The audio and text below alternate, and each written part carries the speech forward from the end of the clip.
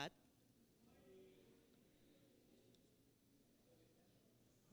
Ako na.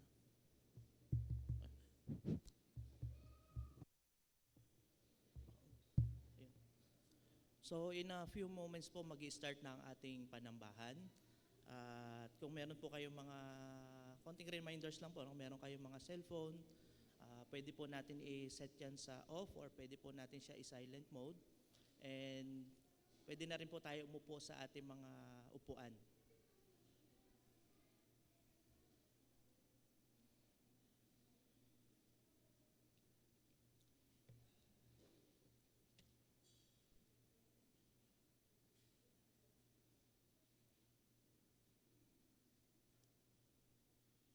So a blessed morning to all of us. Morning. The psalmist says, "Come and see the works of God. He is awesome in His doing toward the sons of men." Awesome is the love that compelled our Lord Jesus to go to the cross for us. Our sinless sin bearer, the spotless Lamb of God.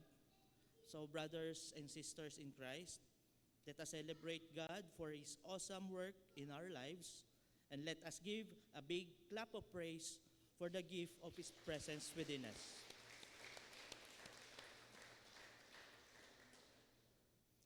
So, dearly beloved, let us be silent for a while as we prepare our hearts and our minds for worship. Let us bow our heads and close our eyes.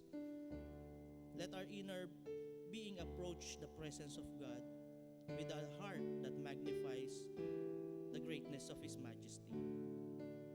A heart of faith for His steadfast promises. A heart of gratefulness for His goodness and kindness. Though sometimes confusion and doubt overcome us, we can rest on His sustaining grace and completely trust in God's divine plan. God is pleased when we come to Him with unwavering faith, and He will be pleased to provide us with all the wisdom that we need. Hebrews 11:6 tells that he who comes to God must believe that He is, and He is a rewarder of those who diligently seek Him. Let us ask God to enable us to have the faith of a little child who trusts so implicitly, who simply believes the Word of God would never doubt its truth. So in this hour of worship, may our faith be strengthened through attentively listening to the Word of God, through grateful acknowledging the finished work of our Lord Jesus in our life, and a constant prompting of the Holy Spirit that leads us in His way.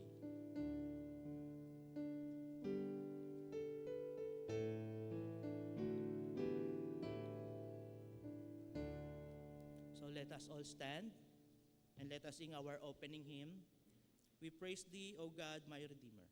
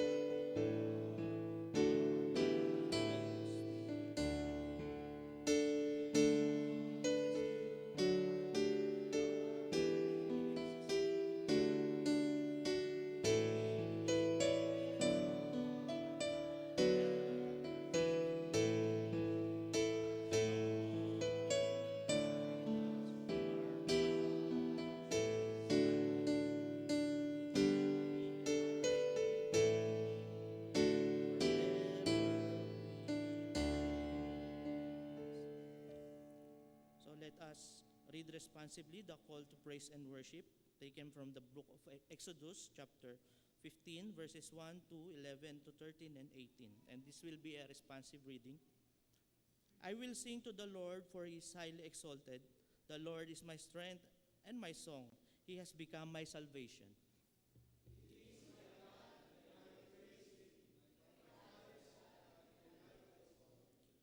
Who among the gods is like you, O Lord? Who is like you, majestic in holiness, awesome in glory, working wonders?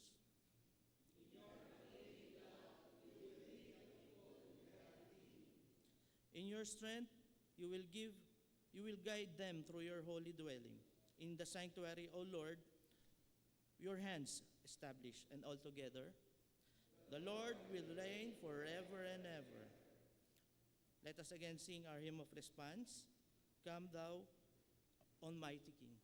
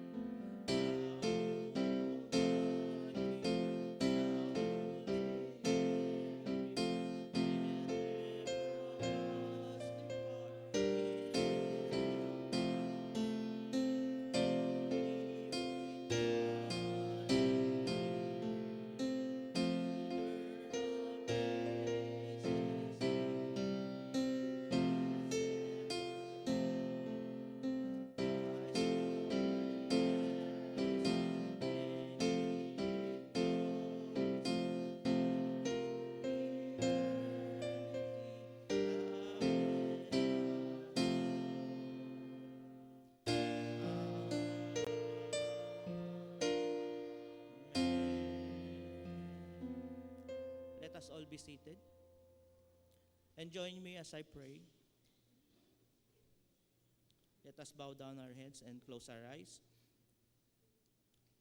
And for our scripture for confession taken from Psalm 32 verses 5, it says, Then I acknowledged my sin to you and did not cover up my iniquity. So our Father, merciful and gracious, once again we come to you with humble hearts and acknowledging our trespasses and sins to you. And to you and you only we have sinned. We sinned, Lord, by being selfish. We love ourselves more than loving you. And we sin by being idolatrous, by putting our trust to our strength and to others' strength instead of having our hope in you and giving all the glory to you. We pray, Father, for your forgiveness. We ask for your continuing cleansing and sanctification. Aming Panginoon, ikaw ay maawain, kaya kami ay humihingi sa iyo ng awa. Ikaw ang Panginoon ay mapagmahal, kaya binigay mo sa iyo, binigay mo, Panginoon, sa amin ang iyong buktong na anak na si Jesus para sa kabayaran, Panginoon, ng aming kasalanan. Bilang kami, Panginoon, sa mga nagkasala sa iyo at nagkukulang, Panginoon, para maabot ang iyong kaluwalhatian.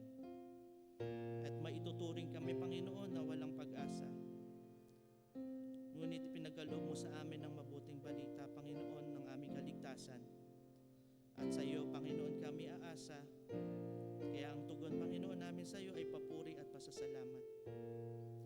pinupuri ka namin, Panginoon, at sinasamba sa araw na ito, pagkat ika'y karapat dapat, Panginoon, purihin at sambahin. And Father, we give you all the glory and all the praises, Panginoon, sa umagang ito. So this we pray in Jesus' name. Amen.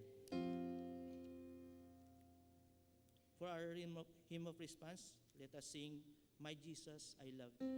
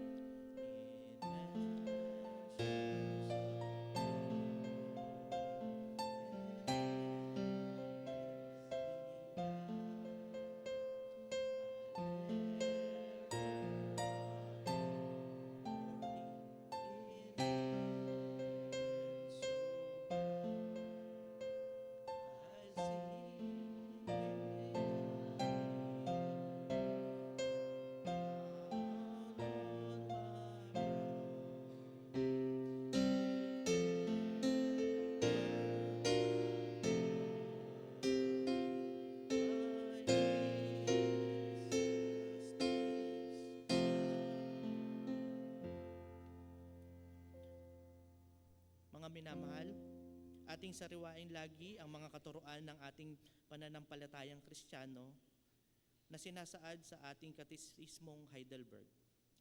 So pagbasa sa Katisismong Heidelberg, Araw ng Panginoon 32.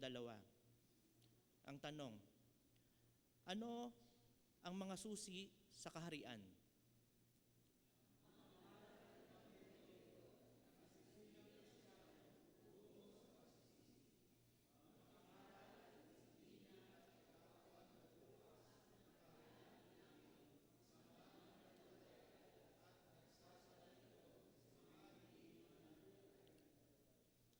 Ang tanong, paano nabubuksan at nasasarhan ang pangangaral ng Ebanghelyo Ebanghelyo ang kaharian ng langit?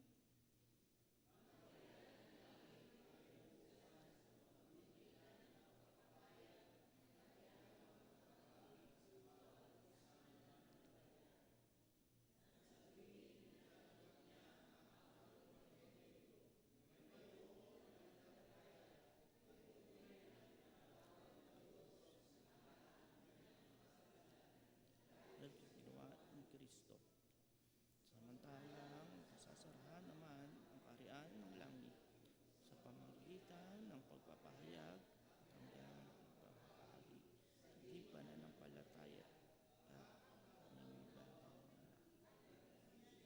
pagsisisi. Natili sa kanila ang puot at walang hanggang kahatulan ng Diyos. Nababatay sa totoo ito. Nilyo, paghatol ng Diyos, buhay na ito. So let us all stand and let us continue worshiping God to songs of praise and worship.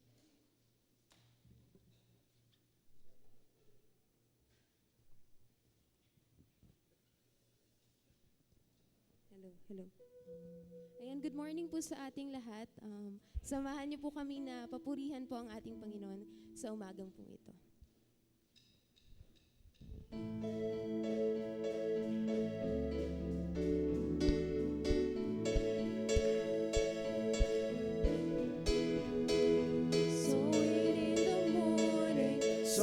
Seeds of kindness, sowing in the noontide and the dewy, waiting for the harvest and the time of reaping. We shall come rejoicing, bringing in the sheaves, bringing in the sheaves, bringing in the sheaves. We shall come rejoicing, bringing in the sheaves, bringing in the sheaves, bringing in the sheaves. We shall come rejoicing, bringing in the sheaves. Sowing in the sunshine, sowing in the shadows, fearing neither clouds nor winter's chilling breeze. By and by the harvest and the labor ended, we shall come rejoicing, bringing in the sheaves, bringing in the sheaves, bringing in the sheaves. We shall come rejoicing, bringing in the sheaves, bringing in the sheaves, bringing in the sheaves. We shall come rejoicing, bringing in the sheaves. Baby, sowing for the Master, though the Lord sustain our spirit often grieves. When our mountain's over, we will bid us welcome. We shall come rejoicing, bringing in the sheaves, bringing in the sheaves, bringing in the sheaves. We shall come rejoicing, bringing in the sheaves, bringing in the sheaves, bringing in the sheaves. We shall come rejoicing, bringing in the sheaves. We shall come rejoicing, bringing in the sheaves.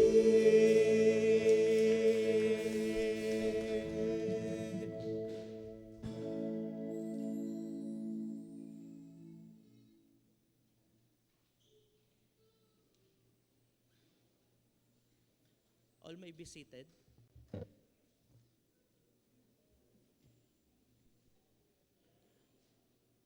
Brothers and sisters, let us praise and thank God for the blessed opportunity that the elders of our church are standing behind the pulpit to minister to us the Word of God. So this morning, let us attentively listen to our dear Elder Edgar Rillion as he delivers to us God's message. Welcome po, Elder.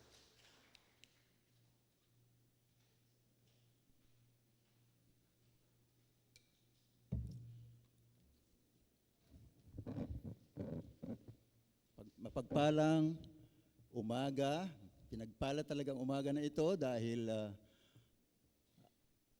ang araw na ito ay talagang hindi ko talaga makakalimutan sa aking buhay. Purihin ang Diyos sa pagkakataon na ma-expose ako sa ganitong gawain. I mean, kung pakantain niyo ako, anytime. Pero ito yung pinaka talagang nakaka-nervyos. Anyway, God's grace talaga ay hindi natin matatawaran ang kanyang kalakasan na binibigay sa ating araw-araw.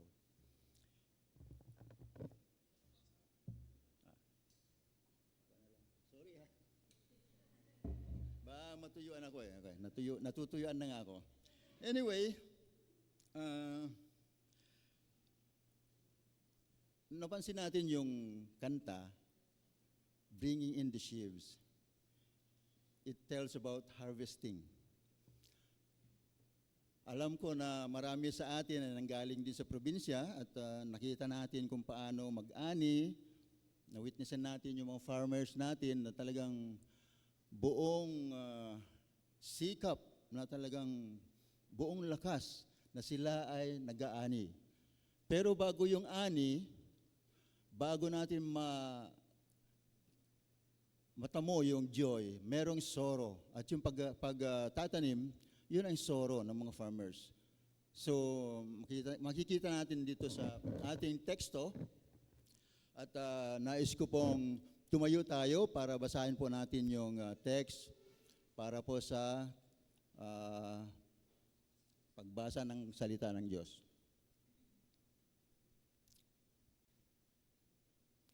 Basahin po natin. Those who sow in tears shall reap with shouts of joy. He who goes out weeping, bearing the seed sowing, shall come along, and shouts of joy, bringing his sheaves with him. Mananatili po tayong nakatayo at manalangin po tayo. Tinataas namin ang iyong pangalan, o Panginoong Hesus, sa oras nito. Kayo nawa, O Diyos, ang siyang makita namin. Kayo nawa ang aming marinig, Panginoon. Patong niyo po ang iyong kamay sa inyong lingkod. At Panginoon, gawin mo pong karapat-dapat na inyong vessel ng inyong salita. O Diyos, alam mo, Panginoon, ang puso ng bawat isa. Thank you so much dahil ang pag-ibig niyo ay ganoon na lamang, Panginoon. And we praise you for this morning, Panginoon, makapag-reflect kami ng inyong salita. Thank you so much for the way, Panginoon, naging faithful kayo sa amin. Sa aming, even sa mga pagtanggap, Panginoon, pag-harvest namin ng bunga ng aming mga pagpapagal, paghihirap, pagsisikap. Salamat sa inyong mga pagpapala, Panginoon, na yung binubuhos sa amin sa araw-araw. Maraming salamat po dahil kayo, Panginoon, ang dahilan kung bakit ang lahat ay nandito, kami ay nandito, upang sama-sama na aralin, Panginoon, ang iyong salita. And may it be, Panginoon, that your word will be talagang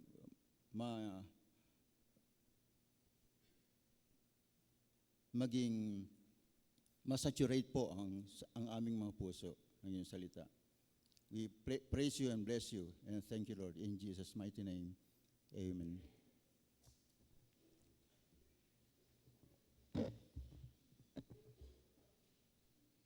Itong Psalms ay kilala yung Book of Psalms ay kilala talaga sa kanyang, yung genre na parallelism. Ay kung mapapansin natin, yung first line at yung second line ay halos pareho ng thought. Kaya yung second line, it explains or reiterate,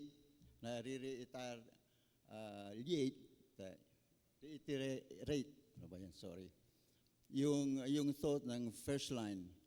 So, parang ina-expound lang niya yung first line. So, the Book of Psalms are known for this way. Ito yung genre nila, yung poetic na writings. This Psalm 126 is the seventh of a group of 15 Psalms.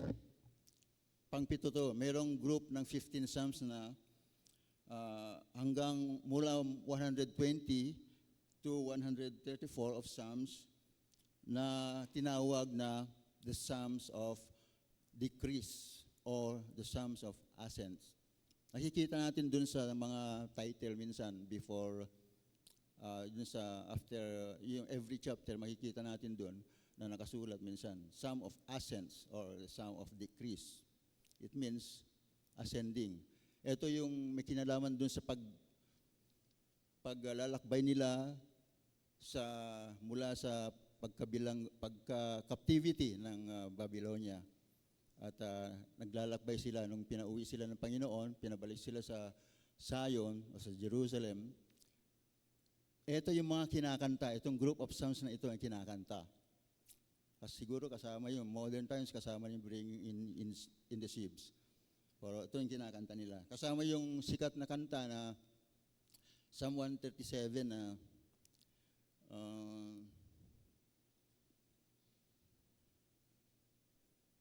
yung kanta na yun. Sorry. Anyway, biglang lumipad yung mind ko dun sa song na yun. This was penned by David with reference to some great deliverance of the people of God out of bondage and distress. Most likely, they returned out of Babylon in the time of Ezra, under the reign of King Cyrus. The Babylonian captivity of Israel lasted for 70 years. Tagal, ano? 70 years na talagang naging nasakop sila ng Babylon. So, imagine, nawalan sila ng karapatan sa lahat. So, sunod-sunuran sila sa gobyerno ng Babylon. And God allowed it because parang judgment para sa kanila sa katigasan ng ulo. So, kaya inalaw ng Diyos na masakop sila ng Babylon para talagang it was decreed na talagang maparusahan sila, ma-judge sila doon sa pagsamba sila sa ibang Diyos-Diyosan at sama doon sa mga unbelievers. There was a national captivity which was political. So nawalan sila ng gobyerno, sariling gobyerno. And ecclesiastical captivity which was religious, which gave them a deeper and greater loss. So imagine, talagang kung tayo yung mga Pilipinos, sinakop tayo ng China, magiging of course, sunod-sunuran tayo sa kanilang political government. So, ganon. So, imagine, nawala na tayong karapatan as Filipinos. So, katulad ng Israel, nawalan sila ng karapatan. Ngayon ay, so much with that. Napakahaba yung kwento. Now, let us center our focus on the two verses. Binigay ko, dito yung focal point natin. I chose to be the central point of the message, aligning it to the theme of this last quarter, na harvesting for the sake of the kingdom. So I see 5 factors. Meron akong nakitang 5 factors dito, here in this last couple of verses. So to answer the question, this morning we will answer the question, what are the factors in the progress of harvesting? The first is the task of the sower. Let's try to look back 3,000 years ago kung paano magtanim mga farmers noon. 3,000 years to the land of the Bible. On a typical day in the life of a farmer in the Old Testament times, there was no robotics. Walang mga machines noon. No farm machines. Di tulad ngayon, di ba? Wala. No red tractors, may tinatawag silang red tractors o blue tractors para parang ano sa lupa yata yun. So, parang para sa pag-flow ng lupa. And seed drills. Ito yung para maging align yung pagtatanim ng buto para straight. Kasi noon, mano-mano kasi hindi mo sigurado kung liko-liko na yung linya. Ngayon, perfect na kasi puro machines. Straight. Pero dito sa Pilipinas, hindi pa rin lahat ay merong mga ganong gamit. Sa ibang bansa, sa mga first world countries, they are using these tools. At almost perfect na yung technicalities ng farming. Ayun. All were done by bare hands. There was nothing, just a sako lang, na puno ng seed, buto. And a bag of seed on the edge of the field. Doon lang nakalagay sa tabi. Yun ang scenery ng field, pagtatanim. And makita natin, when it came to sowing the field, the hard-working farmer had to keep coming back to this sack of seed and putting few handfuls into a small bag with that he carried on him. He had his bag at his waist level. Nakatali dito yung bag. So imagine niyo.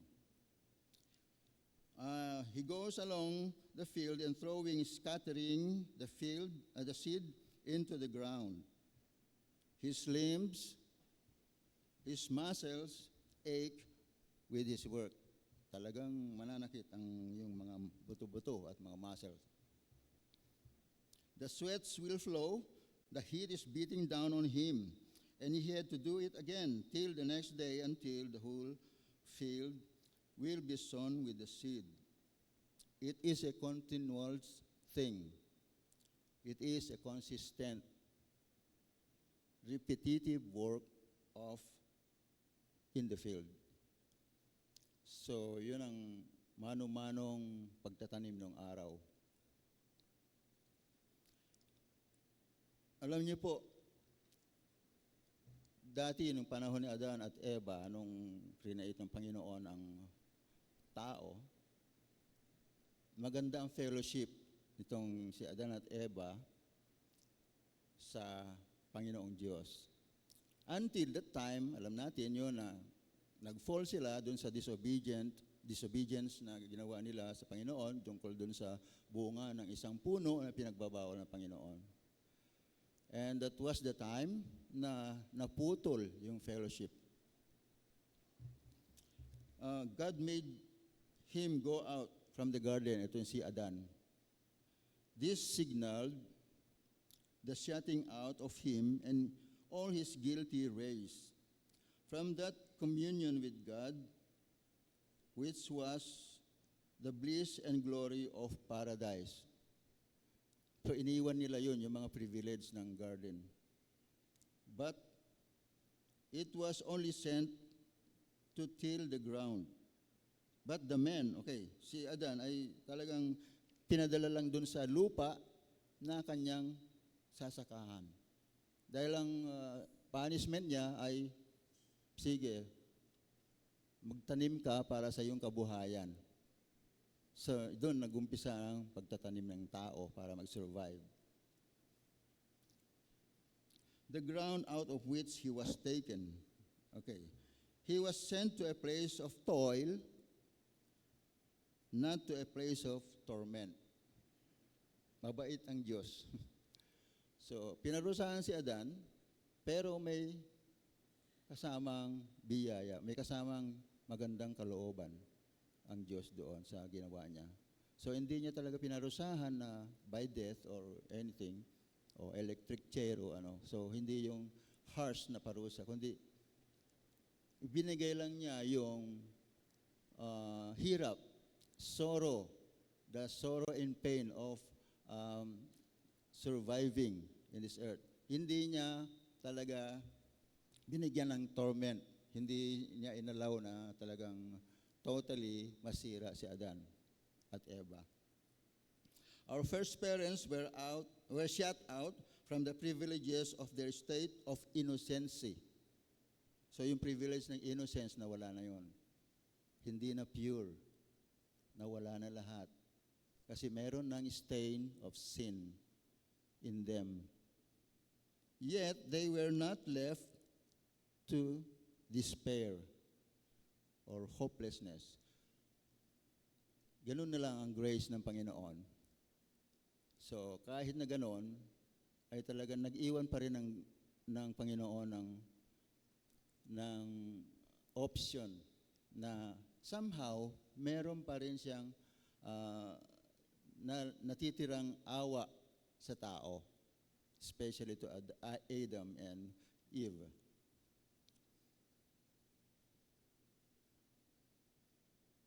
Okay. Kaya nga, yung pagtatanim ay isa ito sa talagang itinakda ng Diyos sa atin. At yun ang unang-unang trabaho ng tao. So, the task of the sower, anong unang gagawin ng farmer? The first thing that the farmer does is, of course, he must go. Paano magtatanim yan kung nasa bahay lang? Diba? Sabi ng paano ang bukid kung wala nang pumupuntang magsasaka? Imagine na. Paano yung barbershop kung wala namang pumupuntang tagagupit? Wala namang barbero. At yung presinto na wala namang pulis na pumupunta doon, na magdu-duty. So what's the use? So he must go. Metaphorically, as sowers of Christ, tayo ay sowers ng Panginoon. Tagapagtanim tayo, kumbaga, hindi lang palay, kundi we need to go and sow seeds to the ground, which is the hearts of the people. Evangelism. Yung mga puso ng mga hindi mananampalataya ay kailangang mataniman ng gospel, ng word of God. And so we must go. We must go. Jesus commands us to go. This verse tells that we must go. Okay. Go therefore and make disciples of all nations, baptizing them in the name of the Father and of the Son and of the Holy Spirit. And secondly, Paul's logical encouragement. And how are they to preach unless they are sent? O nga naman, as it is written, how beautiful are the feet of those who preach the good news. Thirdly, Isaiah's reverential obedience. Alam niyo yung vision na Isaiah, very common sa atin ito, yung story niya.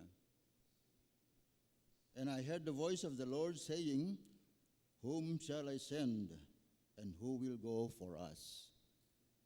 Then I said, here I am, send me. And he said, go. May naalaala ako. Sa Middle East, doon kami. Yung mga Arabo doon ay medyo sa English. Nagraras kami sa hotel, tapos nasa lubong namin yung isang local doon, Omani, nasa Oman nga pala kami. Sabi niya, where is Go? Sabi niya sa kasama, where is Go? Brad, kasama, kasi kilala mo ba si Go? Ewan ko, si Bongo siguro. Where is Go? Sabi niya. Where do you go? Sabi niya siguro, oo. Saan kayo pupunta? Baka yun ibig sabihin. Yeah. Sinagot niya. So, okay. Kaya, itong Go na ito, marami tayong kilalang mga Go. So, we must go and plant seeds. The seed is the Word of God. Nakaranas tayo, mga kapatid, ng biyaya ng Diyos, ng pagliligtas, And we have the responsibility sa ating mga kapatid, o hindi pa kapatid, yung mga hindi mananampalataya, na talagang, if we have opportunity, please share the gospel. Share the gospel. Secondly, nagagawin ng farmer as plow. Go and then plow. It is implied here. Hindi niya sinabing plow, pero may ginawa yung farmer. Jesus said to him, "No one who puts his hand to the plow and looks back is fit for the kingdom of God." Ganun pala ka-serious. Ito yung kasi yung tagpo ni Jesus doon sa mga inaanyayahan na mga tao, come to me, follow me. Pero sabi nila, Lord, bukas na kasi kailangan ilibing ko yung tatay ko. Patay ngayon. Yung iba, attend ako ng wedding. Yung iba kung ano-ano. So, Lord, siguro pagka matanda na ako at alam ko ng oras ko, tatanggapin kita. I will follow you. Pero sabi ni Jesus, ang bibigat ng kanyang salita eh. No one who puts his hand to the plow and looks back is fit on the kingdom of God. Plowing needs no double-mindedness. Decide. And when you decided, do it. Hindi yung decide ngayon, pero mamaya, ay, saka na. Decide bukas, pero hindi na makapag-decide bukas. Yung pala, wala na siya bukas. So, di natin alam ang bukas. Di natin alam kung ano ibibigay sa atin ng Panginoon hanggang kailan tayo di sa mundong ito. Like the farmer, he goes out to till the ground. He prepares the soil for plowing. So may mga gagawin siya. Ihahanda niya yung lupa. Paano? Lilinisin. Siyempre, hindi yung pagdating niya doon, araro dito, hindi ganun. Pag-aaralan niya yung lupa at talagang titignan niya yung mga sagabal sa pagtatanim, baka kung anong meron dun sa lupa, bakal-bakal, bato-bato, kung ano-ano. So, naalis niya yon. Mga damo-damo na hindi kailangan dun sa lupa. Kailangan pure na pure yung putik, pagtataniman ng palay. At lahat ng mga bulok inaalis. So, ganun, may preparation. And how do we prepare the ground for sowing? We Christians, paano tayo, hindi basta-basta nakita mo kung mamatay ka ngayon, anong gagawin mo? O, saan ka pupunta? Mga ganang evangelism, ano?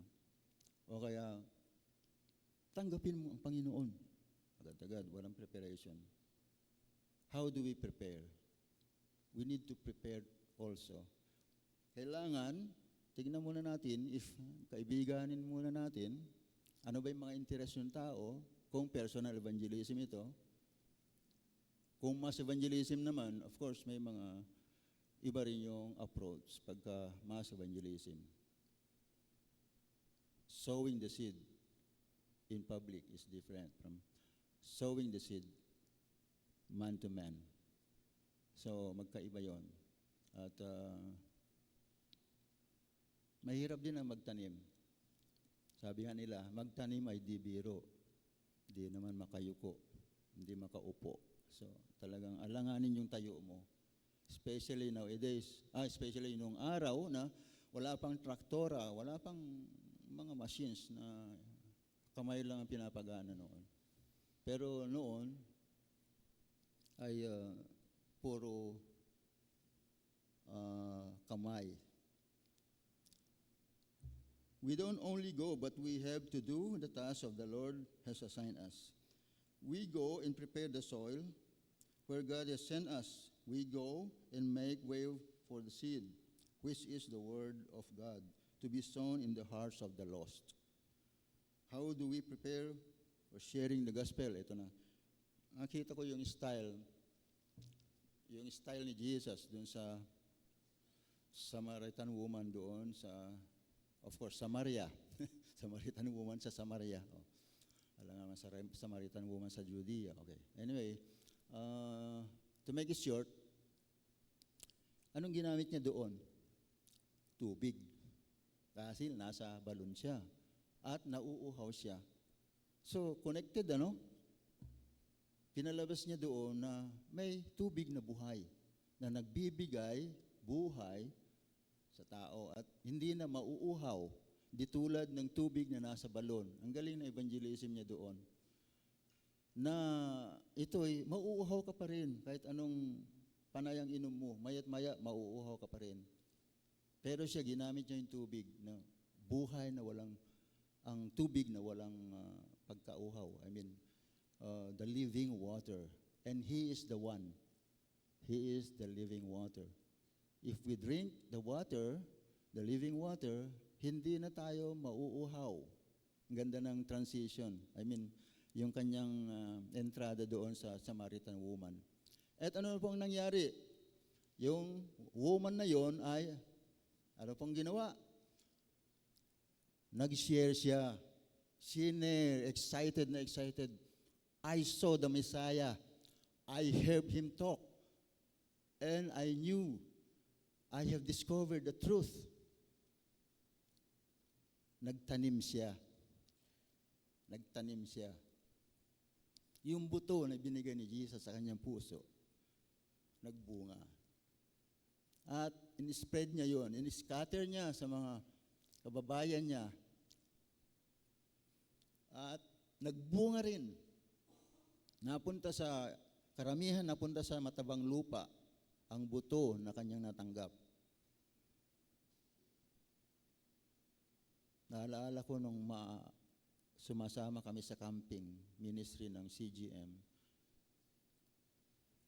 Hindi mo alam, yung mga counselists mo, as counselors kasi kami, hindi mo alam yung counseling mo kung talagang matabang lupa ba to o bakal mabato ito. Hindi mo alam kasi makikita mo yung personalidad nila, hindi mo isipin. But napansin ko, yung mga inisip ko, nahusgahan ko sa akin sarili na mukhang malabo ito na tumanggap, pero sila yung nakita ko in the end, ngayon yung iba pastor na, yung iba nagsisilba na sa simbahan, yung ibang counsel ko, Kuya Ed, nakalimutan ko na nga na counsel ko pala siya noon. At yung batang yun ay hindi mo talaga iisipin na na mayroon siyang puwang salita ng Panginoon. At yung mga mababait na kita mo well-behaved, hindi, wala. I mean, nasan na sila? So hindi natin alam kung sino o alin ang matabang lupa. Just scatter the seed. Huwag mong tignan yung itsura ng tao. Huwag mong tignan yung status ng tao. Just flow. Just plant. Sow. Sabi nga ni Lord, scatter the seed.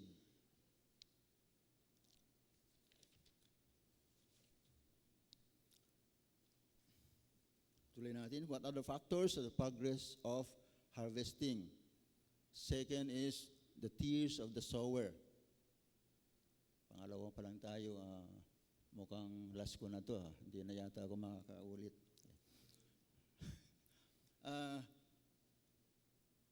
Those who sow in tears, sabi din sa verse 5. The tears of the sower. Bakit kaya? Malaking problema siguro ng farmer na ito. Kasi bakit umiiyak siya? Those who sow in tears shall reap with joyful shout. Sabi dito. Shout of joy. The scholar said this verse was a proverbial expression. Noong araw, sabi nila, proverbial expression daw ng mga Jews itong verse na ito. It was designed to be a source of encouragement. Katulad sa atin, ngayon, kung walang tiyaga, walang nilaga. Kaya, parang ganun, naging expression. Pero expression na may katuturan ito. The Jews were coming back after 70 years of exile from Babylon. When they came to their homeland, they found a desolate land. Mahirap talaga yung situation. There was a barren land. The soil was hard. There was infertility. paano ka magtatanim doon? O nga, after that rejoicing, kasi nag-rejoice sila dahil tanggap sila ng liberty from the Lord. Nakauwi sila, pinauwi sila ng Panginoon. And after that, eto na yung kasunod. So they have to sow. They have to plant para mag-survive sila. And walang, sorry. Infertility, tapos yung lupa nila ay totally ruined. Talagang wala kang makikitang maganda doon sa lupa na yon. So kung ano-ano na lang siguro nakikita mo doon. So 70 years na hindi inalagaan ng lupa. And then here they are, in seasons of grief and scarcity, the farmers must start to sow their precious seed, in sorrow and in tears. It was the most difficult time for the Jews after coming home from captivity, after they experienced a burst of joy and gladness, singing as a result of their unexpected deliverance from captivity. Ang saya-saya rin nilang una. Pero ito, talagang they are in sorrow. They are in tears. These are the tears which are themselves the seed that we must sow. Tears of godly sorrow for sin, our own and others. Tears of sympathy with the afflicted church, and the tears of tenderness in prayer and under the word. These are precious seeds, such as the husbandman sows when the corn is dear and he has but little for his family. Itatanim pa yun. Ganun nung araw. Kakainin nila yung buto, yung corn, pero kailangan nila magtanim. So, they have to keep back some of the corn. Kahit na very scarce yung stock nila, kakainin nila yon yung family. Pero yung farmer, yung tatay nila, kailangan nilang itanim for future. Kasi pag hindi magtanim, wala rin silang kakainin in the future. So, ganun. So, kailangan, kung ano yung stock nila, kukuha doon ng itatanim. So, umiikot lang yon yung buto. Therefore, he weeps to part with it. Yun, yung sorrow. Talagang gagamitin niya, kailangan niyang itanim kahit na kailangan ng family ng pagkain. Yet buries it underground in expectation of receiving it again, may kapalit, with advantage. Nang mas marami, malay nyo, pag namunga ito, dadami at mas magiging masagana ang buhay in the future. First, we weep over the lost. The tears and weeping indicate great earnestness of God's servants. They weep because the opposition of sinners, the hardness of men's hearts, the danger that faces lost men, yung pagharap sa mga taong di mananampalataya, yung mga dangerous people. Okay.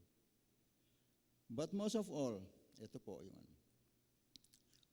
We weep because we know the seriousness of sin and the depravity of man, as pictured in the scripture, that all men are natural sinners, totally depraved, and has no hope. And unless God, in His sovereign mercy, would choose that person to experience His saving grace. Unless kailangan ng itouch ng Panginoon ang tao para mabago, mabigyan ng bagong puso. And receive Jesus, experience saving grace, and the Spirit quickens his heart so that it cause him to repent from sins and receive Jesus as his personal Lord and Savior, that person shall become a new creation. So, kita nyo, hindi, ang pagiging new creation ay hindi within the will of man. It is only the will of God that we can be a new creation, that we can be a new person. Wala tayong na i-contribute na pagiging saint natin. It's only the Lord who initiates our salvation. That's the gospel which we are trying to sow. Ito na yun. Yun ang dahilan kung bakit meron tayong, hindi tayo pinipilit ng Lord, pero we have a responsibility to expand yung kingdom ng Panginoon. Because every man needs the Lord. Every person needs the Lord. They need Jesus to save them from the wrath of God Himself. Saan tayo ililigtas ng Panginoon? Hindi kay Satan actually.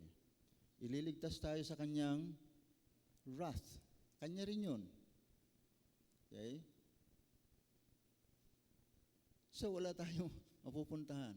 Kanya rin yung wrath niya. Kasi pag hindi natin siya binigyan ng pagkakataon na i-consider na siya ay Panginoon natin, yung wrath din niya, mapupunta ka rin doon. Sa kanya ka rin mapupunta sa kanyang wrath. So, His grace and mercy or His wrath. Sa Diyos ang lahat. Weeping, Jeremiah, the weeping prophet, concern for the people of Israel. Oh, that my head were waters, and my eyes are a fountain of tears, that I might weep day and night for the slain of the daughter of my people. Jesus wept over Jerusalem.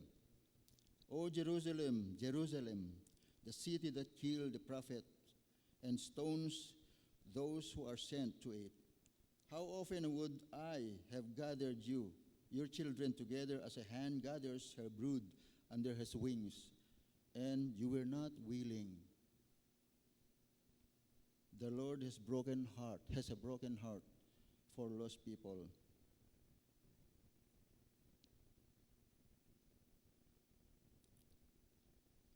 As Christians who experience the saving grace of God, to what or to whom are we weeping over? Are we weeping over to something? Madalas tayong umiyak sa ibang bagay sa mundong ito. Madalas nating wini-weep. Yung ating personal desire, hindi natin nakukuha. Umiyak tayo sa Panginoon. But, we been weeping for the lost sa ating buhay? Naiisip ba natin sila? Naalala ko yung kapatid ko, hanggang ngayon talagang pinapanalain ko pa rin. Yung kuya ko, yung pangalawang panganay po namin to. And siyempre, mas matanda sa akin, ilang taon na ako ngayon, 68. And of course, nasa 70 plus na siya. At ever since, ay pinapanalangin namin siya. And of course, patiently, we are waiting for the Lord's time. Hanggang ngayon, hindi pa siya talaga, walang good sign para tanggapin ang Panginoon. Brothers, my heart's desire and prayer to God for them is that they may be saved, sabi ni Paul sa mga Israel. So, yun ang desire ni Paul, na sana talagang somehow, in God's mercy, masisave din ang Israel. So, yun ang desire ni Paul. There are many lost people around us. What's our level of love, compassion, and concern for them? Second is weeping over personal concerns. As sowers of the seed, we have a personal needs also. We still struggle with sin. We still have our own weaknesses. And we need to depend on the strength, on the grace of the seed provider, who is Jesus Christ. David cried out to the Lord.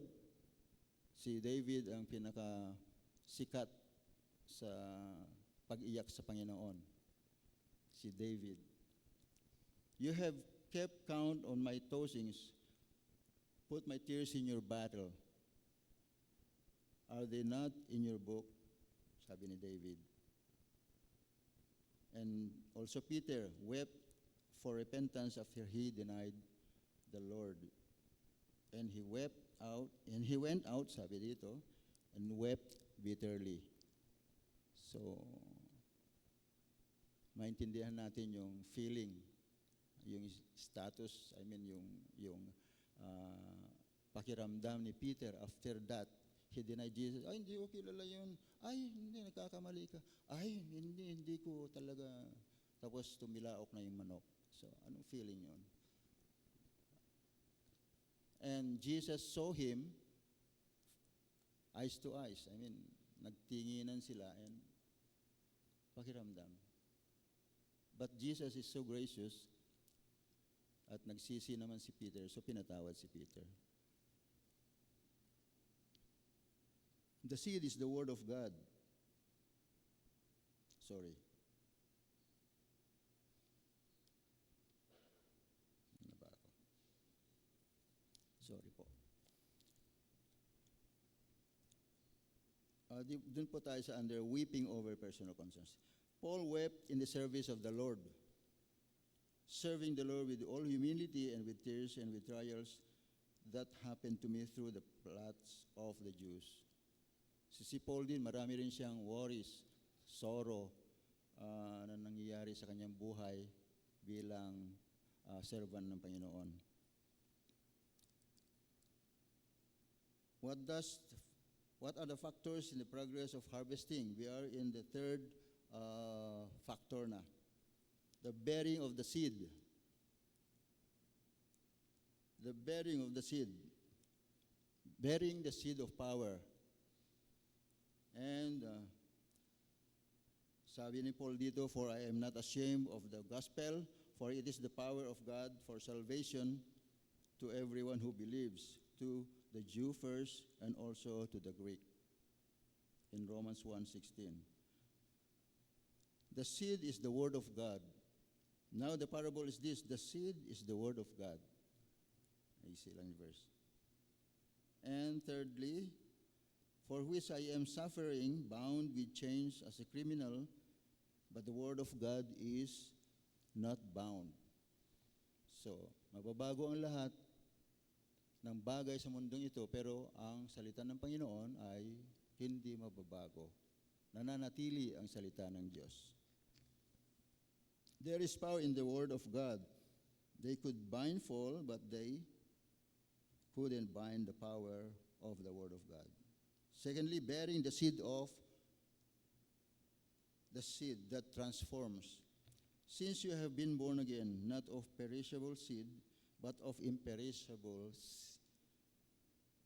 through the living and abiding word of God. 1 Peter 1:23. Secondly, do not be conformed to this world, but be transformed by the renewal of your mind, that by testing you may discern what is the will of God, what is good and acceptable and perfect. So we have the seed that transforms.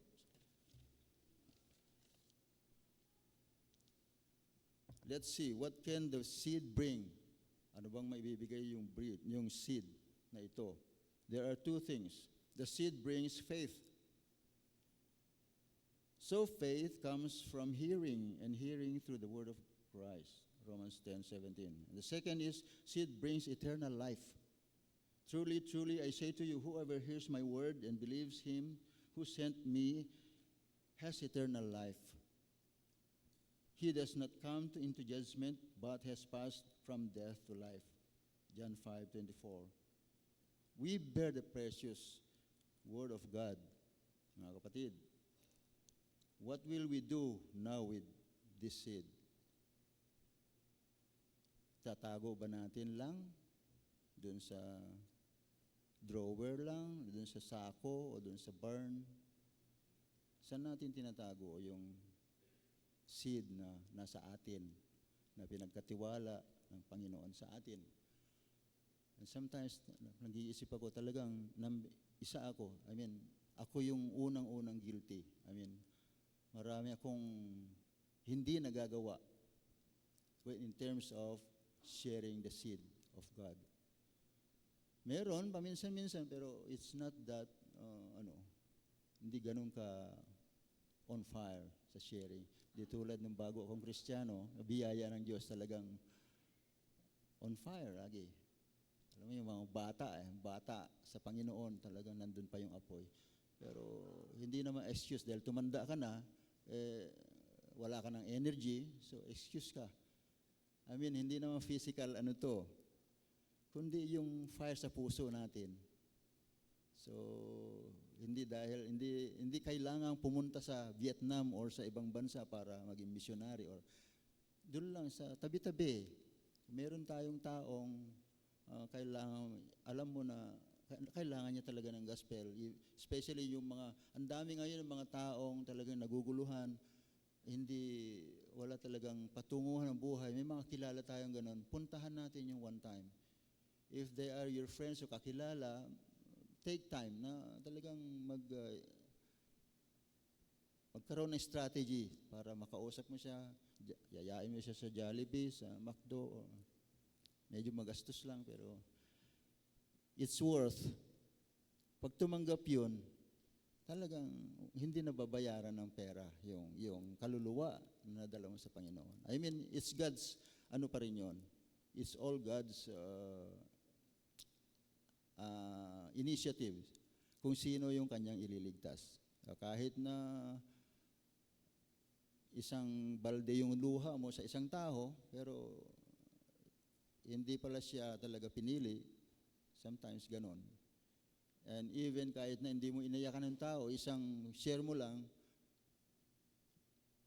tumanggap siya and talagang nakita mo yung genuine na pagbabago, yun ang tinawag ng Panginoon. So, hindi ikaw. Nag-share ka lang. Ginamit ka ng Panginoon.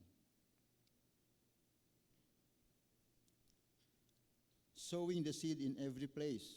So, kahit saan. He said, the kingdom of God is as if a man should scatter the seed on the ground. Sabi ni Jesus ito. Yung kingdom, talagang hasik talaga.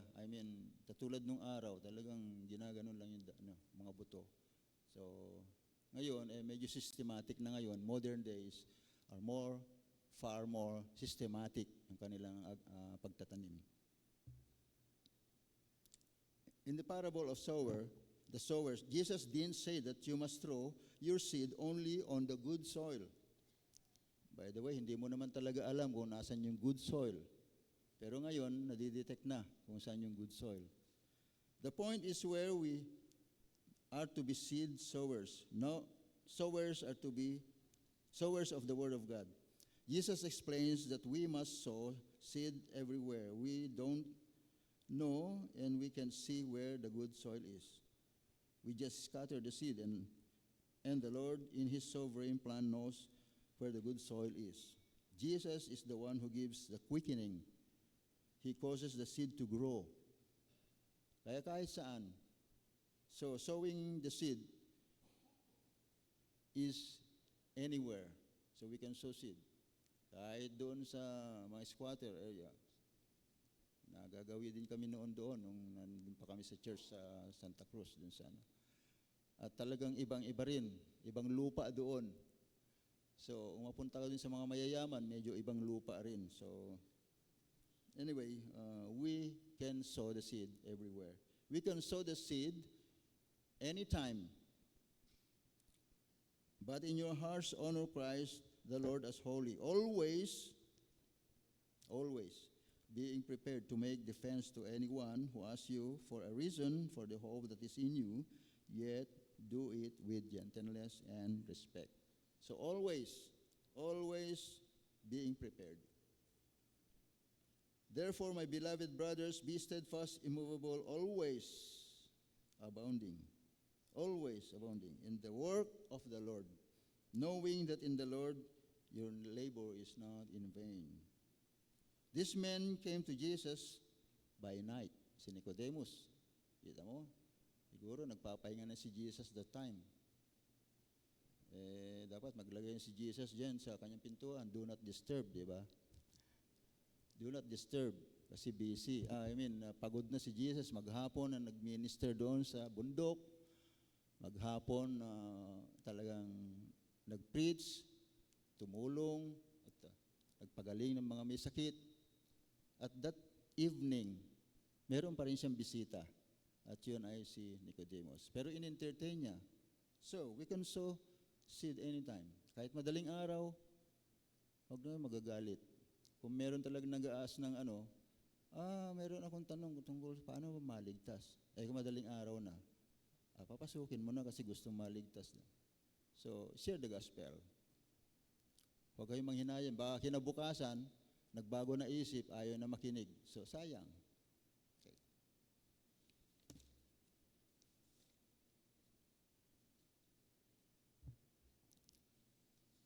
Sorry.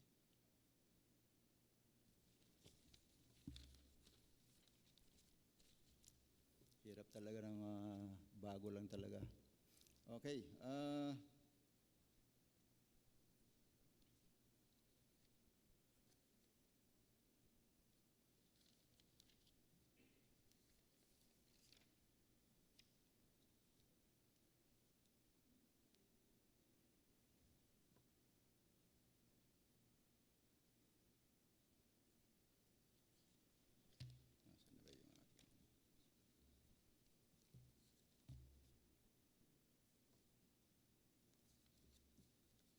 Sorry po.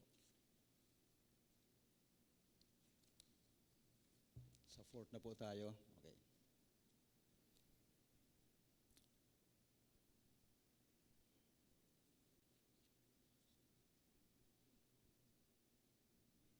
May kwento ako rito pero hindi ko na ikukwento kasi baka tayo ay mapagsabihan. Mamaya, biro lang po. Okay, sowing the seed at any time, so we can always sow kung saan tayo comfortable. As part of the kingdom, ito po, we can participate in any ministry that involved in expanding His kingdom. Sowing the seed is the key part of the mission of our church. Ito po yung key part ng church natin, ministry ng church.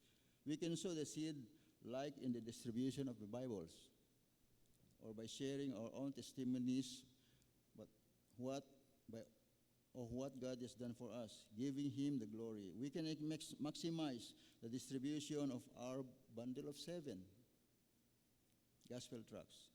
We can sow seeds by supporting missionaries and some Christian ministries around the world by God's grace. Also, we can join in sowing seed in local missionary works, Like, na meron tayo dun sa dun sa Citrus, Bulacan, and Valenzuela. So, kung available po tayo, sometime may magbigay tayo ng konting panahon para makibahagi din dun. We are grateful in the Lord for this little humble sowing of seeds in such places.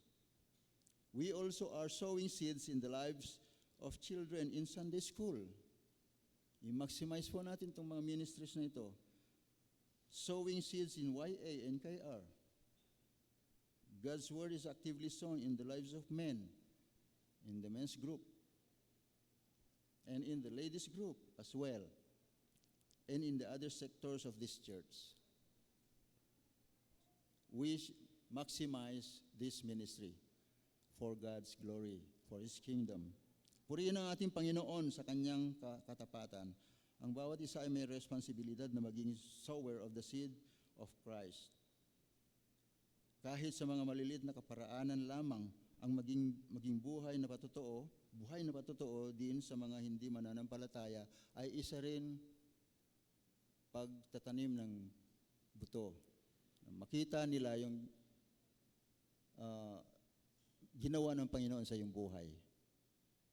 Okay. We must sow the precious seed of the Word of God anywhere, anytime, whenever God gives us the opportunity to share the seed for God's glory. Seeds can be small, seeds can be simple, yet still be very effective and powerful. Because the potential that's in the seed is from God, and the Holy Spirit is working in the seed through His vessels. And another one, and what is the fifth factor in the progress of harvesting? Lastly, we have the joyful reaping of the harvest. The joyful reaping of the harvest. Shall come home with shouts of joy, sabi dito, bringing his sheaves with him. Bringing in the sheaves, okay. Reaping, to cut with sickle. Okay, ito po yung meaning ng reap. Why does a farmer sow? Bakit nga ba? Para lang ba makain? May makain? Bakit? Typically, okay, because he expects a harvest. Is the law of harvest. The law of harvest is sow before you reap. Yun ang law of harvest. Hindi yung harvest and then sow. Baliktad. Kailangan may sorrow and then in the end, it's a joy. Sorrow, joy is the next level. So hindi pwedeng joy muna and then sorrow. So we sow. So you look ahead and expect a crop. Sabi niya, yes, it's not easy. The process is long and repetitive and difficult. But he can have the confidence because he knows the good soil, in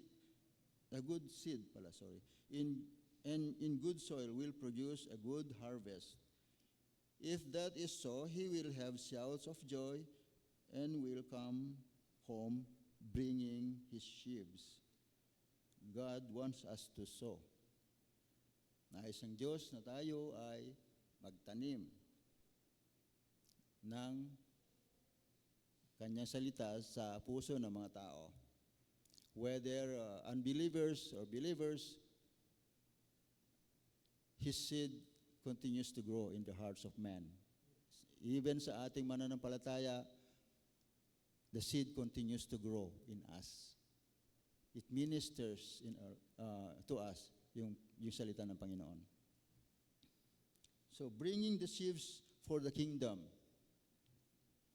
So, neither who plants nor he who waters is anything, but God who gives the growth.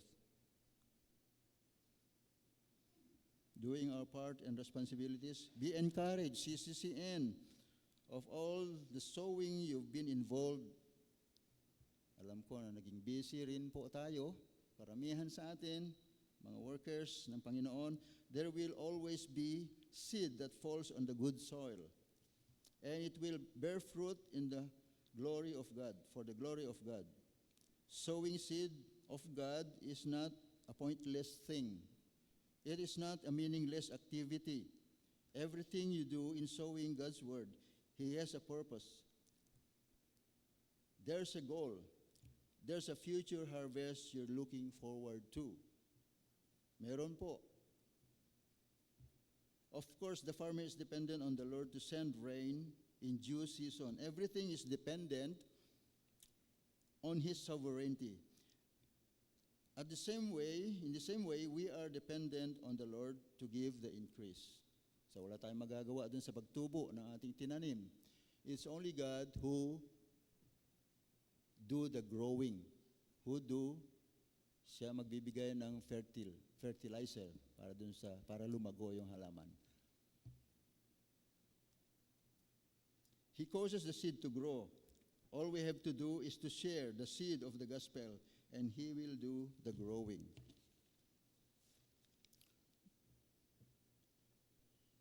There will be a harvest. God will increase God will give the increase according to the grace and faith that God has bestowed upon us. We know because He has promised. May promise siya. Of course, bakit tayo aasa? Of course, may promise. Maraming promise ang Diyos sa atin. We also have the Lord Jesus Christ. Disciple of Jesus, behold an emblem of your present labor and future reward. The day is coming when you shall reap in joy. Plentiful shall be your harvest. In the end, great shall be your joy in the Lord. So ipagpatuloy natin ang pagtatanim, mga kapatid. Let's sow the Word of God to other people. Ito may hindi mananampalataya o hindi mananampalataya or Kristiyano na ito, we still need to share the love of God, the Word of God to each one of us, for us to grow. He who supplies seed to the sower and bread for food will supply and multiply your seed for sowing and increase the harvest of your righteousness. He who gathers in summer, sabi din sa Proverbs, he who gathers in summer is a prudent son, but he who sleeps in the harvest is a son who brings shame. Pero ani na nandun natutulog. Ang daming ani. Andun na lahat yung mga kasama niya. Siya natutulog. Harvest time na. Hindi siya nakikipag-rejoice doon sa ani na bunga ng kanilang pagsisikap, bunga ng kanilang pagtatanim. So, tayo rin mga kapatid, it's harvest time. Hindi ko sinasabi na lumayo tayo, punta tayo sa ibang lugar. No. It's harvest time. We try to plant, we try to sow, and eventually, we will harvest. Paano tayo mag-harvest? Wala naman tayong itinanim. So, wala tayong aanihin kung hindi tayo nagtatanim. So, magtanim po tayo, mga kapatid. Meron akong ginawang challenge para sa bawat isa sa atin. Kasama po ako doon. Nangunguna po ako rito sa challenge na ito para sa akin at sa atin. What do you do with the seed in your hands? Meron tayong seed na hawak. Second is, like Jonah, are you keeping the gospel seed only for yourself? Si Jonah kasi ayaw niyang i-share yung inuutusan siya, ayaw niyang i-share yung gospel kasi baka maligtas yung kinamumuhi niyang mga tao. Ayaw niya yung mga tao doon sa Nineveh. Kaya alam niya na maliligtas sila.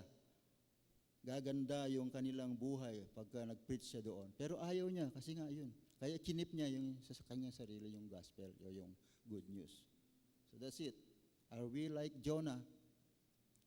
Are you willing to go out from your comfort zone to share the good news? How do you rate your compassion level for the lost and for the needy? Let's pray that the Lord will send out laborers for His harvest. Nagnanalangin ba tayo? Pray that God will help us to be ready at all times to impart the truth that is in us.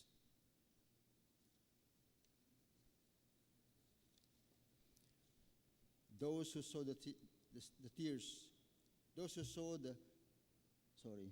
those who sow in tears shall reap with shouts of joy. And another verse that I would like to read to you. And he said to them, the harvest is plentiful, but the laborers are few.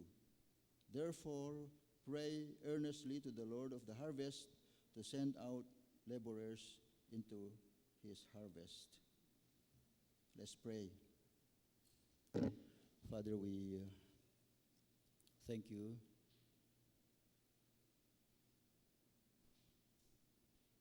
We praise you, Father, for what you have done in our lives. Panginoon, thank you that we can be your vessel, Panginoon, a vessel of your gospel, Panginoon, the good news to the people. That we can share, Panginoon, yung pag-ibig ninyo, yung kaligtasan ninyo sa bawat tao. na hindi pa nakakilala sa inyo. And even to those people, Panginoon, that you've nakabilang na sa kingdom, we still need to sow the seed that is in us to make them mature.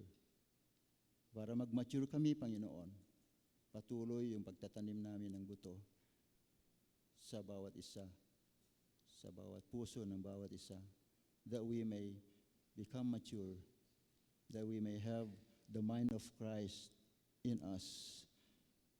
We thank you and praise you. We adore you, O God, for you've been good, you've been faithful. Maasahan po kayo, Panginoon. And we pray, Panginoon, na sa magitan po ng humble na pag-aaral ng iyong salita ay tumimo sa aming puso ang iyong mensahe. We pray, Panginoon, that you continually to bless this church, CCCN, at lahat po ng mga ministeryo nito, Panginoon, ay kayo manguna. Kayo, Panginoon, ang siyang mapuri at maitaas sa kalagitnaan ng simbaang ito. We praise you and thank you in Jesus' mighty name. Amen. May we all rise po for our response song po.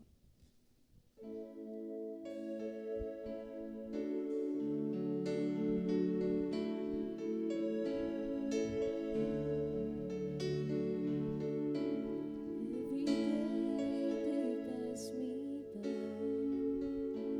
I can see in their eyes, empty people Filled with care, headed who knows where. On they go through private pain, living fear to fear. Left their hearts, their silent cries, only Jesus hears. People need the Lord.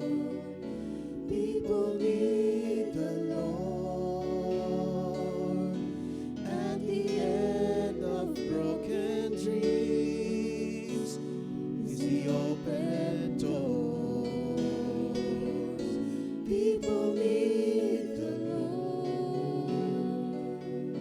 People need the Lord. When will we realize people need the Lord? We are called to take His hand to a world where all seems right.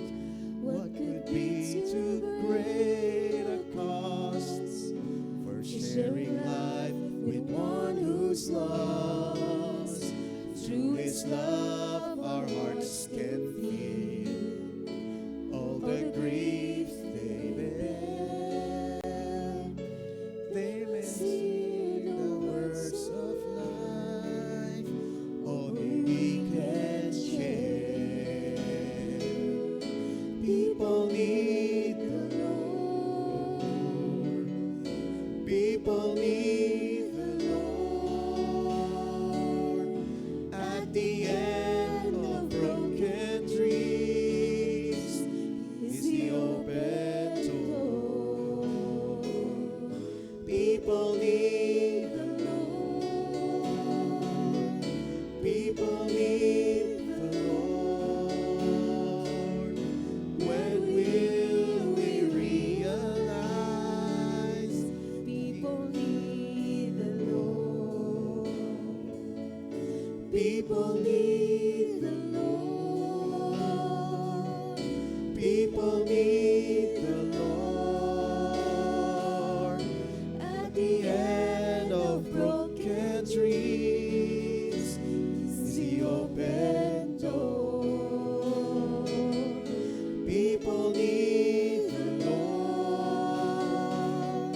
People need the Lord. When will we realize that we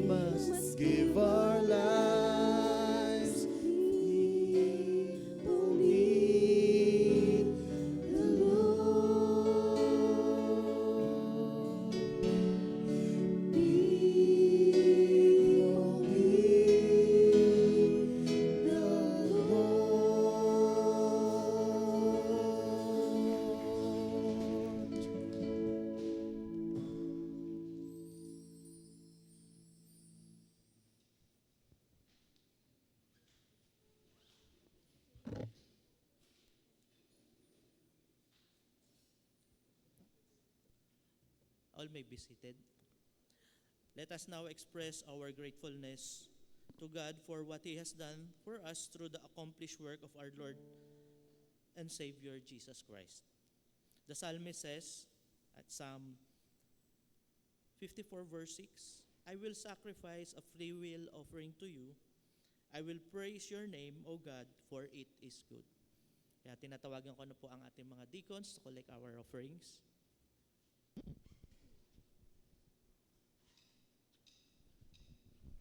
I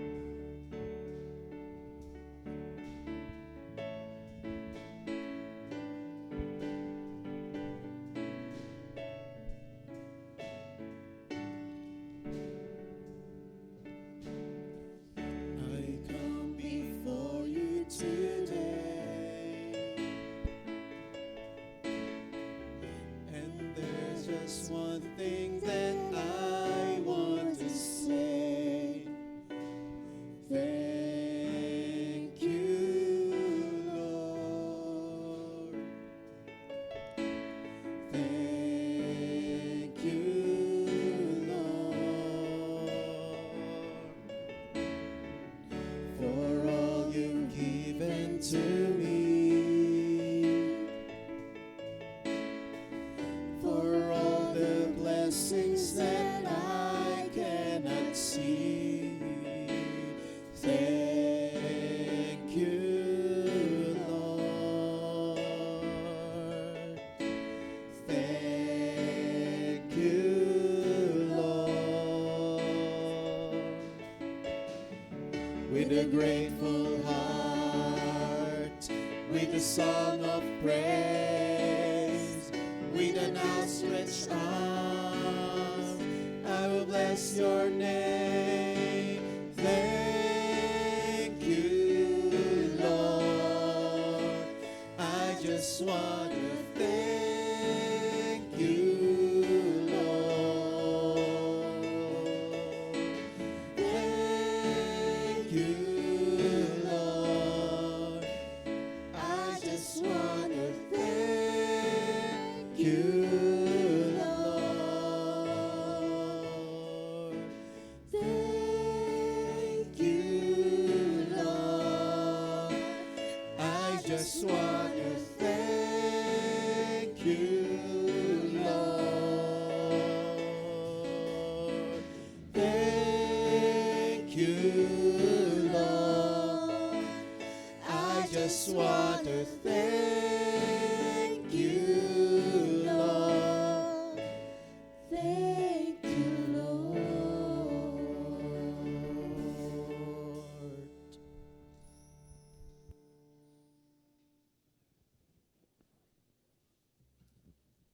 Tayo po ay manalangin.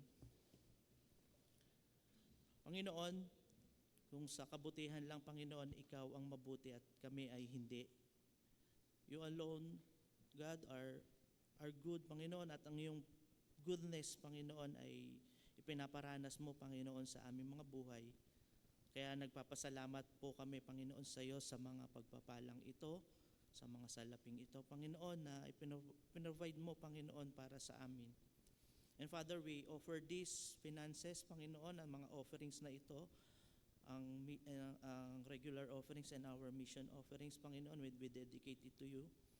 At dalangin namin, Panginoon, na gamitin mo, Panginoon, ito sa advancement, Panginoon, ng iyong kingdom, sa pagtulong, Panginoon, sa pag-share and pag-sow, Panginoon, ng word, Panginoon, sa aming community.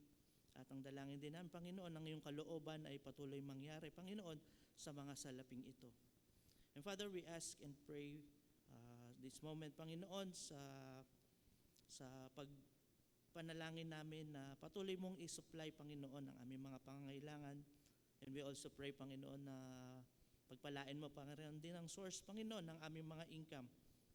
And Father, we pray for the blessings, Panginoon, sa bawat isa na nag-participate, Panginoon, sa service na ito para pangarangalangan ka, Panginoon, at papurihan ka sa aming panambahan. Kaya Panginoon, sa iyo lahat ng papuri at lahat ng pasalamat sa pangalan ni Jesus. Amen. So let us all stand and sing our doxology.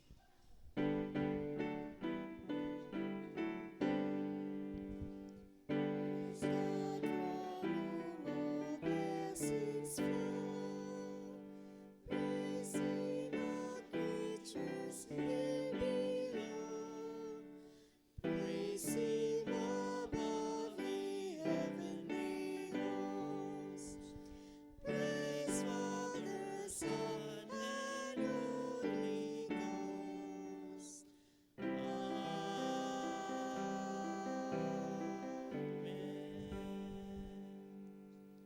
po, makakapo na po ang lahat.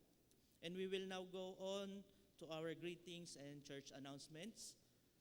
So welcome po to our visitors and our guests, and to all our first-time online worshipers. Join us again next Sunday and the Sunday thereafter for our worship services.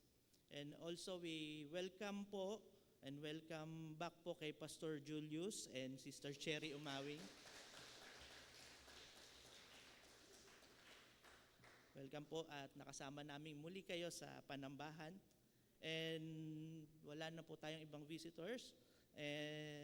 Pupunta naman po tayo sa greetings ng ating birthday celebrators for October 19 to November 1. At on October 26, si Shekinah Dison. And wala na pong iba, siya lang po.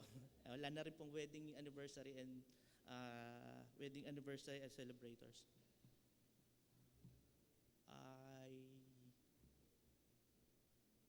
Sige po, yung mga susunod po nating announcements.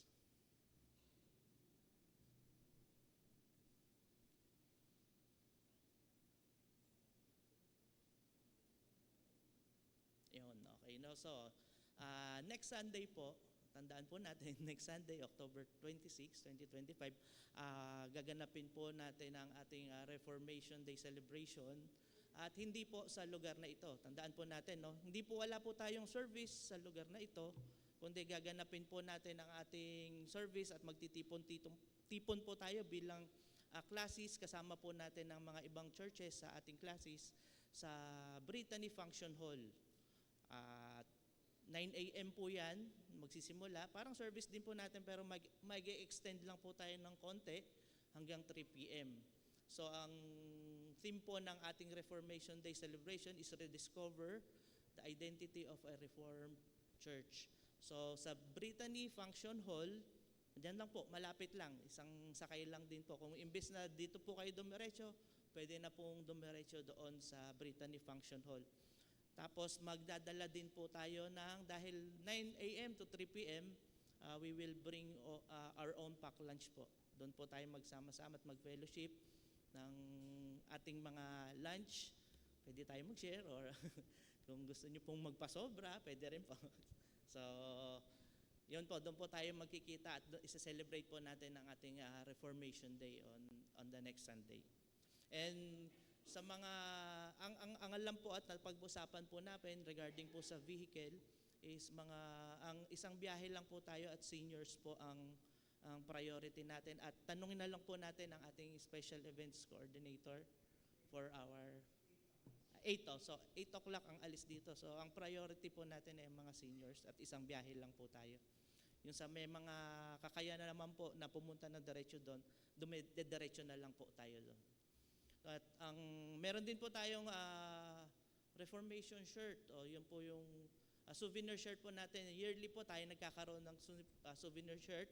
At meron po tayong kulay, kulay royal blue po yan. So, ang amount po niyan is 199 per piece. So, makikoordinate na lang po tayo sa ating special events din kay Deacon Christy, na kung meron po tayong mga orders at kung nakapagbayad na po at kukunin nyo po sa kanila na lang po at sa mga ibang deacons natin po na makipag-coordinate. And special announcement po from our election committee. So the election committee will continue to interview potential elders and deacons that were nominated. So let us continue to pray for them as they also pray for their decision to be one of the candidates. So nasa election period po tayo ngayon at patuloy po tayong manalangin at panalangin ang ating mga nominees at para maging candidates po sila. And on every Wednesday po, ginaganap ang ating prayer meeting at 9 a.m. dito po sa lugar na ito. And katulad po na nabanggit kanina ni Elder Ed na meron po tayong bundle of 7 at ito po yung evangelism na effort po natin para ma-share at ma-sow natin ang mabuting salita ng Diyos. Meron po tayong ginagamit na tool, ang ating tracts po, na bundle of 7. At kung wala na po kayong copies, meron po tayo diyang naka-display, pwede rin po kayong kumuha at ipamigay po natin ito sa mga makakasalamuha po natin.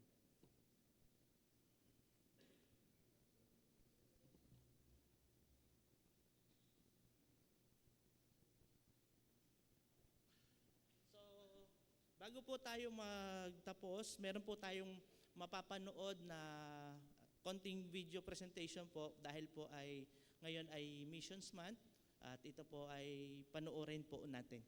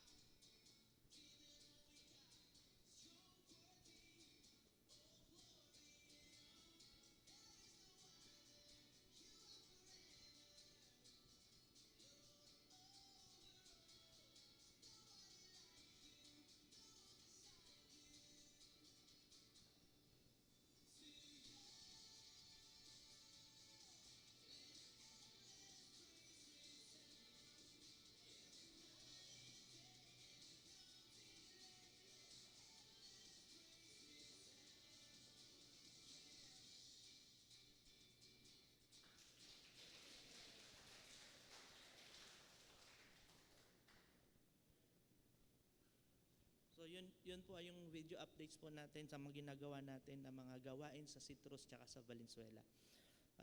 Let us all stand and may I call on Elder Edrelion for our closing prayer and benediction.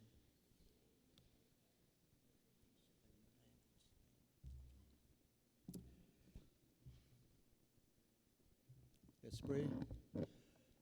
Father, we continue to lift up your name. Thank you so much, Father, for your love.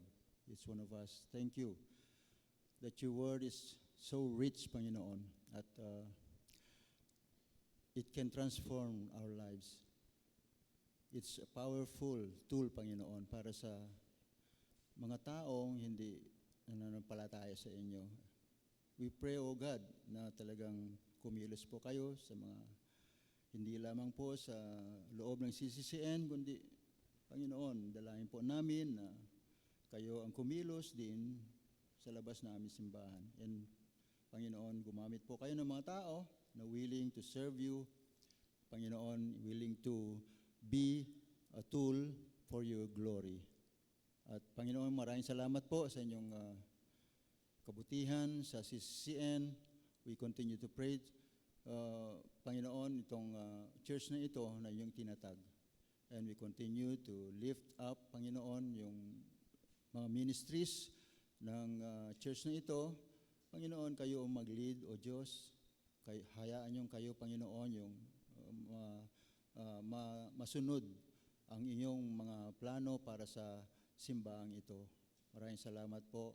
And we pray for Shekinah Dizon sa kanyang kaarawan ngayon, kaarawan sa October 26. Panginoon, pagpalain niyo po ang anak niyo na ito. Panginoon, kung ano man yung kanyang mga pinagdadaanan, Panginoon, dalahin ko po, O Diyos, na mag-minister po kayo sa kanya in a very special way, very personal way. Panginoon, upang makita po niya ang iyong kalooban sa kanyang buhay. Patatagin niyo po siya sa kanyang pananampalataya, O Diyos, at tulungan siya sa anumang mga bagay na hindi maaring nakakasagabal sa pananampalataya niyo sa inyo. At Panginoon, patuloy na binibigyan namin ang papuri sa inyo, ang papuri sa inyong mga ginawa, Panginoon, sa buhay ng mga tao dito sa CCCN. And we thank you, Panginoon, and we would like to exalt your name sa umagang ito. In Jesus' name, amen.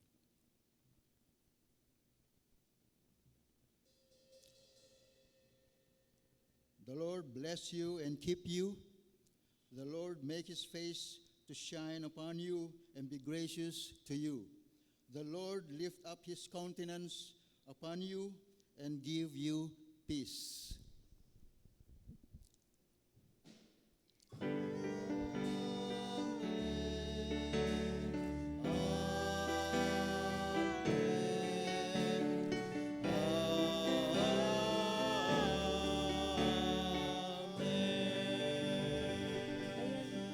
po nating awitan ng ating Panginoong Jesus sa huling pagkakataon. Maaari po tayong makipagkamayan po sa bawat isa. Sumigaw sa Sa tuwa ang lahat ng nilalang. Purihin ang Diyos na may kagalakan.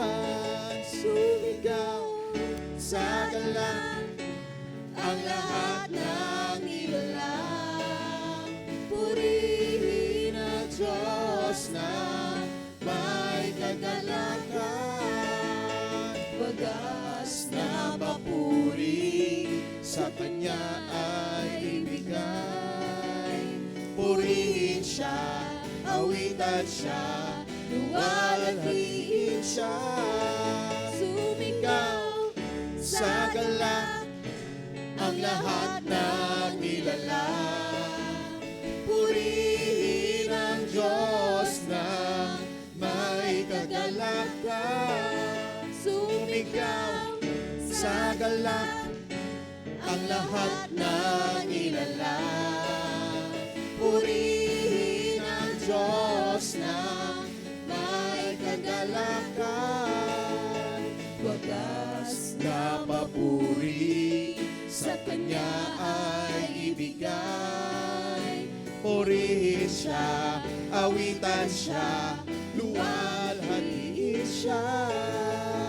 Wagas na papuri sa Kanya ay ibigay. Purihin siya, awitan siya, luwalhatiin siya. Sumigaw sa galang ang lahat ng nilalang. Purihin ang Diyos na may kagalakan. Sumigaw sa galang ang lahat ng nilalang. Purihin ang Diyos na may kagalakan. Sumigaw